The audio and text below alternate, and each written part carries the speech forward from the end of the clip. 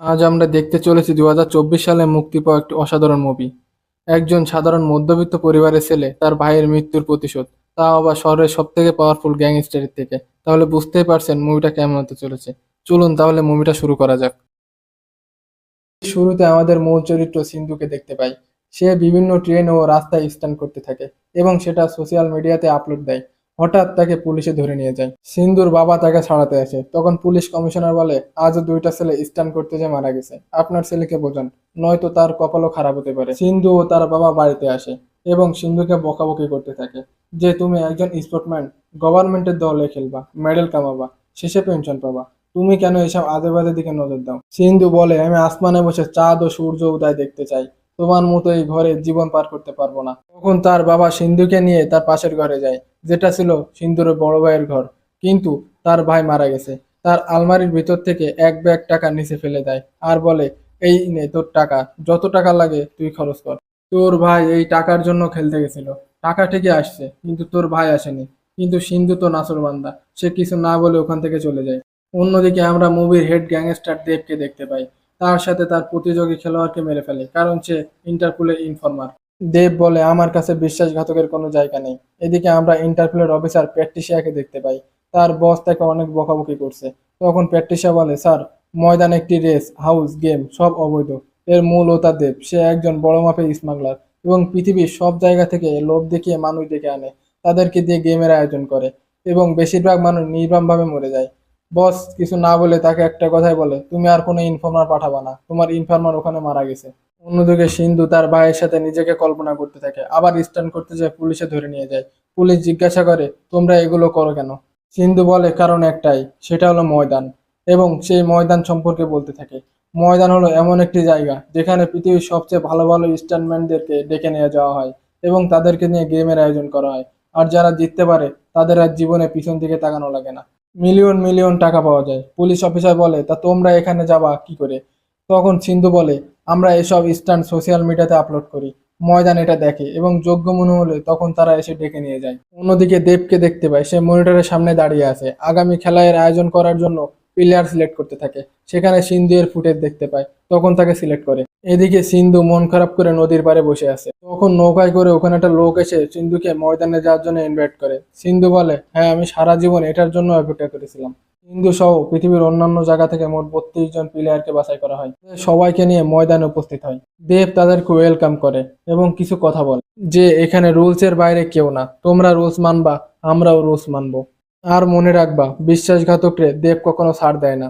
প্রথমত তোমাদের হাতে একটি করে ওয়াচ দিয়ে দেওয়া হবে, যে ওয়াচের মাধ্যমে আমরা তোমাদের লোকেশন ট্রেস করতে পারবো, কখন কি করতেছো, কখন কোথায় যাচ্ছ, আমরা সব দেখতে পারবো।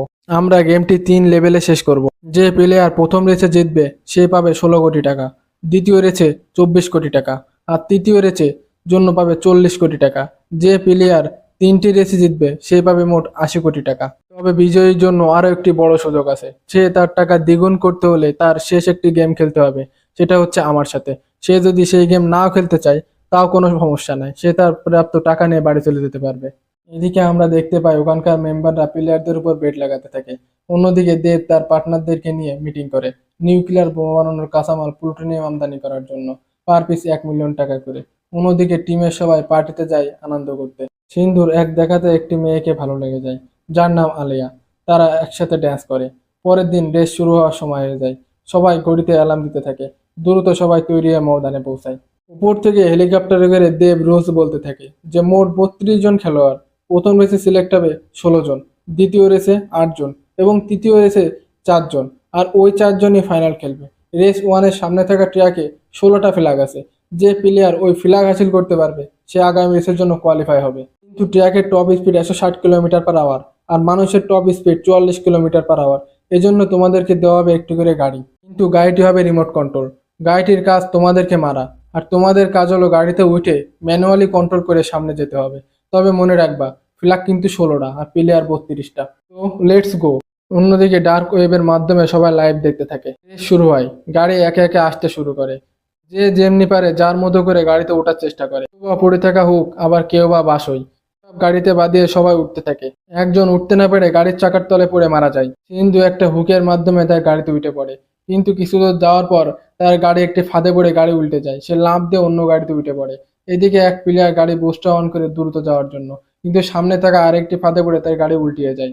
সিন্ধুর গাড়ি সহ কিছু কিছু গাড়ি আবার বন্ধ হতে শুরু করে। তখন সামনে থাকা একটা গাড়ি সিন্ধুর গাড়িতে হুক বাঁধিয়ে তাকে টানতে শুরু করে।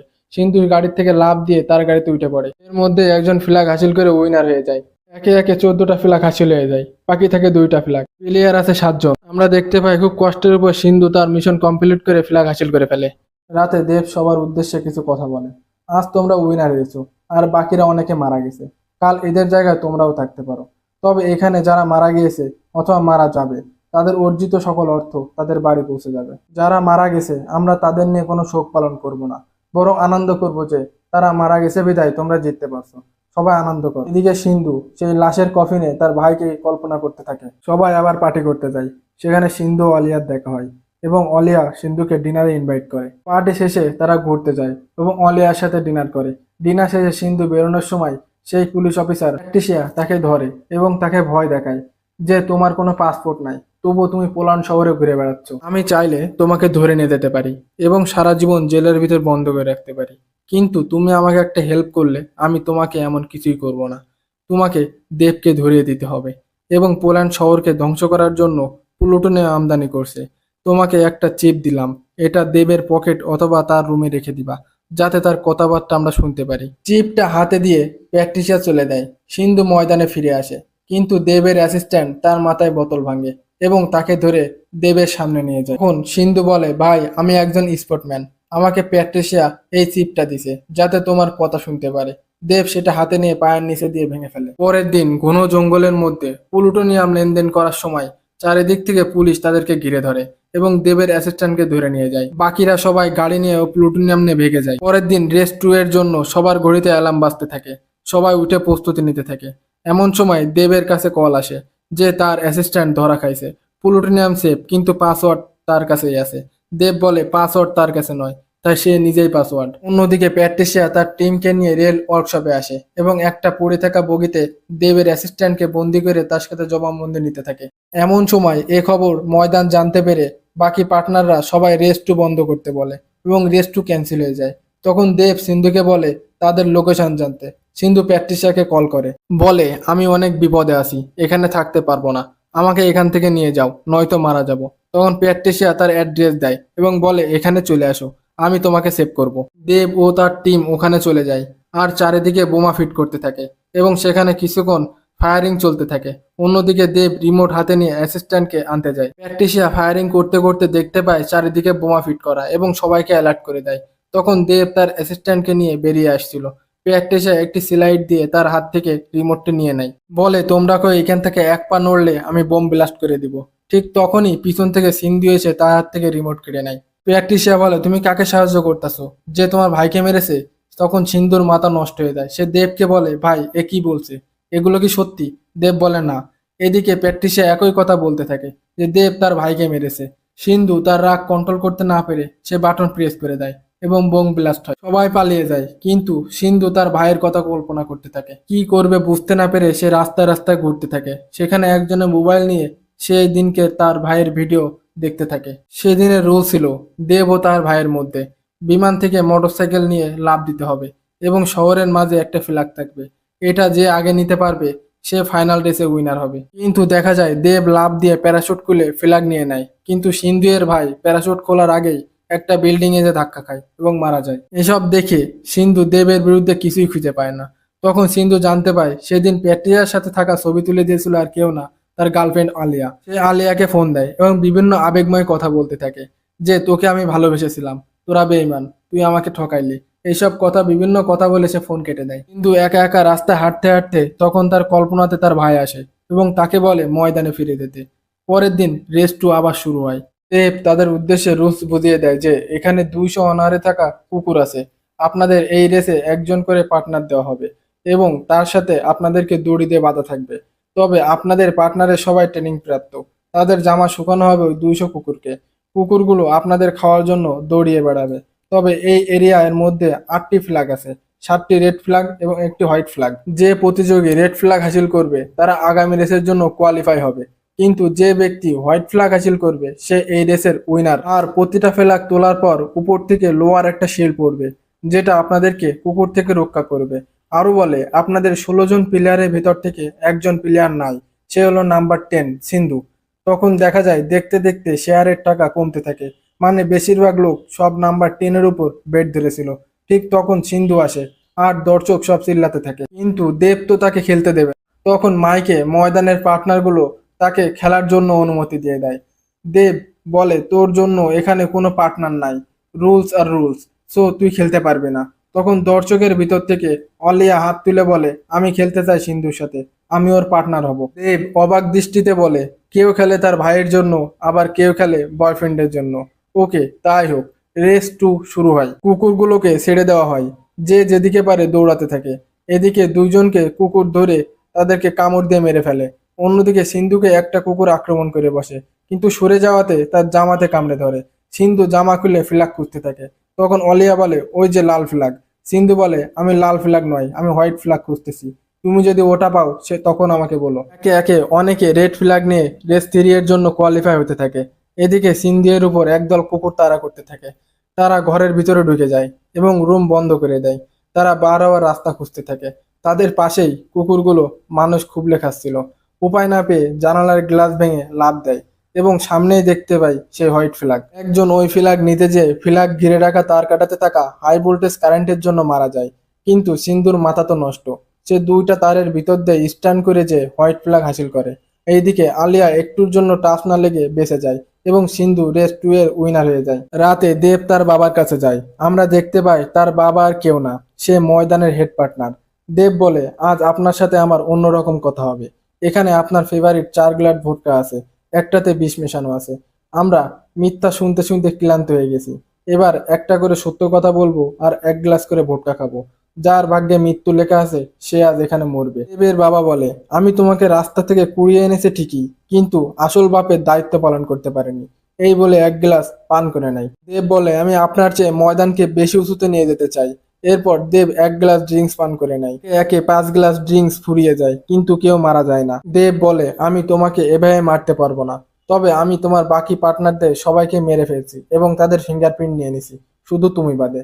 তার বাবাও ফিঙ্গারপ্রিন্ট দিয়ে দেয়। দেব হয়ে যায় ময়দানের একমাত্র ওয়ারিশ। তার বাবাকে পাঠিয়ে দেয় জাহাজের ভিতর একটি কন্টেনারে। কিন্তু এইদিকে ময়দানের ভলেন্টিয়ার ইন্ডিয়ান একটি মেয়ের কাছ থেকে হেল্প চায় তার ভাইয়ের মৃত্যুর রহস্য জানতে। তখন সে বলে সব মেইন সার্ভারে আছে, কিন্তু তখন তার সাথে থাকা প্লেয়ারদের থেকে সাহায্য চায়। তখন তারা সবাই মিলে তাদের ওয়াচটিকে ফয়েল পেপার দিয়ে মুড়িয়ে সার্ভার রুমে যায়, কিন্তু সমস্ত কম্পিউটার খুঁজে তারা কিছুই খুঁজে পায় না। শুধু নাম পায় এলিসের কাছে সব আছে, কিন্তু সে তো এলিসকে চিনে না। তখন ওইখানে লুকিয়ে রাখা একটি কম্পিউটার থেকে জানতে পারে এলিস কোনো মানুষ নয়, এটি একটি কন্টেনার। আর ওখান থেকে বের হওয়ার রাস্তা খুঁজতে থাকে এবং ময়লার ড্রামে ঢুকে পড়ে। ময়লার কর্মীরা ড্রাম নিয়ে চলে যায়। ময়লার ড্রাম থেকে বার হয়ে সে কন্টেনারের কাছে যায় এবং দেখে সেখানে দেবের বাবা বন্দি আছে। তাকে রেস্কিউ করে এবং প্র্যাকটিসিয়াকে কল দিয়ে ধরিয়ে দেয়। রাস্তায় যেতে যেতে সিন্ধু তার ভাইয়ের মৃত্যুর কারণ জানতে চায়। বাবা সিন্ধুয়ের ভাইয়ের একটি ভিডিও দেখায়, যেখানে দেখা যায় দেব সিন্ধুয়ের ভাইয়ের বাইকের প্যারাশুট লক করে দেয় এবং বলে আমি এসব লুকিয়ে রেখেছি কারণ সে আমার ছেলে ছিল। আরো বলে আমি তো বাবার দায়িত্ব পালন করতে পারিনি, তুমি আশা করি পূরণ করে দেবে। এসব শুনে রাগে ক্ষোভে সিন্ধু চলে যায়। অন্যদিকে প্যাট্রিসিয়া প্লুটোনিয়ামের লোকেশন জেনে নিয়ে সব জব্দ করে নিয়ে আসে। দেবের কাছে যখন এ খবর যায় তখন রাগে দেব তার সমস্ত অফিস ভেঙে ফেলে আর বলে সব থেকে বড় বেইমানের শিকার হলাম আজ। পরের দিন রেস 3 এর সময় হয়ে যায়। যথারীতি সবাই গাড়িতে উঠে পড়ে। কিছুদূর নিয়ে যাওয়ার পর একে একে সবাইকে নামানো হয়, কিন্তু সিন্ধুকে নামানো হয় না এবং সবাইকে গুলি করে সিন্ধুর সামনে মেরে ফেলা হয়। সিন্ধুকে নিয়ে যাওয়া হয় রেস 3 এর ময়দানে। তখন দেব বলে দেখ তোকে যারা সাহায্য করেছিল তুই তাদেরকে মেরে ফেলেছিস, তুই এই রেসের উইনার। তুই জানিস তুই এত বড় বেইমানি করার পরও তোকে কেন মারেনি? কারণ তুই প্রতিদিন সবসময় এটা ভাববি যে তোর জন্য এতগুলো লোক মারা গেছে। বলে দেব তাকে উইনার হিসেবে ঘোষণা করে দেয়। কিন্তু সিন্ধু এর মাথা তো প্রতিশোধের আগুন জ্বলছে। সে সবার উদ্দেশ্য করে বলে আপনারা ফাইনাল রেস দেখতে এসেছেন আর তা দেখেই যাবেন, আর সেটা হবে আমার আর দেবের ভিতর। এই বলে দেবকে চ্যালেঞ্জ করে। দেব সেটা অ্যাকসেপ্ট করে এবং বলে এই রেসের একটাই রুলস হবে, যে জিতবে সে বাঁচবে আর যে হারবে সে মরবে। রেসের রুলস, পাহাড়ের উপর থেকে রেস শুরু হয়ে 700 সাল পুরনো এক গুহার ভিতর দিয়ে, জঙ্গল পাহাড়ে, শহরের ভিতর দিয়ে, শহরের মাঝে রেসের শেষ প্রান্তে আসতে হবে। তবে এই রেস শুধু একে অন্যের বিপরীতে নয়, বরং সময়ের বিপরীতে হতে চলেছে। দুইটা প্লেয়ারের হাতে একটা টাইম বোম বাঁধা হবে, যেটার কাউন্টডাউন থাকবে 20 মিনিট। রেস শুরু হতেই 20 মিনিটের মধ্যে বোম ব্লাস্ট হয়ে যাবে। এই বোমায় ডিঅ্যাক্টিভ করার চাবি রেসের শেষ প্রান্তে থাকা বাক্সে আছে। ওইখানে একটি ফ্ল্যাগ রাখার পর চাবি পাওয়া যাবে, যেটা আছে পাহাড়ের মাঝে, যাকে আমরা বলি দি উইনিং ফ্ল্যাগ। রেস শুরু হয়, দুইজন পাহাড়ের উপর থেকে দড়ি দিয়ে নিচে নামতে থাকে। সেখানেই রাখা ছিল সেই উইনিং ফ্ল্যাগ। দুইজন ফ্ল্যাগ নিতে যায়, কিন্তু দেব ফ্ল্যাগ নিয়ে নেয়। সিন্ধু দেবের পিছু করতে করতে সেই 700 সাল পুরনো গুহার ভিতর চলে আসে এবং সেখানে এসে সিন্ধু একটি স্ট্যান্ড দিয়ে দেবের থেকে ফ্ল্যাগটি ছিনিয়ে নেয়। দেব সিন্ধু এর পিছু করতে থাকে। শহরের মাঝে এসে দেব সিন্ধু এর থেকে ফ্ল্যাগ হাতিয়ে নেয়। তারা রাস্তা সিঁড়ি উপর দিয়ে সাইকেল চালাতে থাকে। সিন্ধু এর দেবের থেকে আবার ফ্ল্যাগটা নিতে যেয়ে একটা গাড়ির সঙ্গে অ্যাক্সিডেন্ট করে। সে ওখান থেকে উঠে সে আবার গাড়ি চালাতে থাকে। রাস্তায় জ্যাম থাকায় সিন্ধু ব্রিজের উপর দিয়ে সাইকেল চালাতে থাকে এবং তারা দেখতে দেখতে রেসের শেষ প্রান্তে চলে আসে। তখন সিন্ধু একটি স্ট্যান্ড করে দেবের থেকে ফ্ল্যাগ ছিনিয়ে নেয় এবং বক্সে রেখে দেয়। চাবি বেরিয়ে আসে, কিন্তু সে বোমা ডিঅ্যাক্টিভ করে না, কারণ তার ভাইয়ের মৃত্যুর প্রতিশোধ এত সহজে সে নেবে না। তখন দুইজন লড়াই করতে থাকে। দেব বলে, তোর ভাই তো লাশ পাওয়া গেছে, তোর তাও পাওয়া যাবে না। তারা আবার লড়াই করতে শুরু করে, কারো থেকে কম যায় না। ঠিক শেষ মুহূর্তে সিন্ধু দেবকে ডাউন করে দেয় এবং 31 সেকেন্ড সময় থাকাকালীন সিন্ধু বোম ডিঅ্যাক্টিভ করে দেয় এবং দেবকে বলে, আজ তোর ময়দানের অন্তিম দিন, গুড বাই। এর জন্য দেব বোমা ব্লাস্টে মারা যায়। সবাই আনন্দ করতে থাকে, আর সেখানে সিন্ধু তার ভাইকে কল্পনা করে আর দুইজন আনন্দ করতে থাকে। এই খুশির মুহূর্ত দিয়ে মুভিটি শেষ হয়। মুভিটি ভালো লাগলে অবশ্যই আপনারা আমাদের পাশে থেকে চ্যানেলটি সাবস্ক্রাইব করে দিন।